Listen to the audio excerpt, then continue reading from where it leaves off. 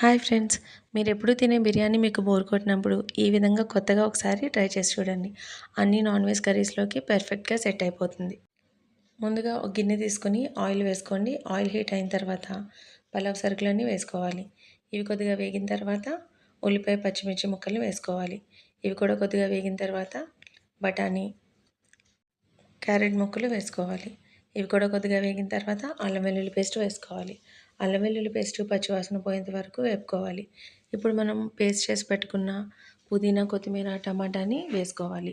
ఇవి కొద్దిగా వేగిన తర్వాత కొద్దిగా పెరుగును వేసుకుని తగినంత సాల్ట్ కూడా వేసుకుని ఒక గ్లాస్ బియ్యానికి 2 గ్లాసుల వాటర్ని పోసుకుని వాటర్ బాగా మరిగిన తర్వాత బియ్యాన్ని యాడ్ చేసుకోండి.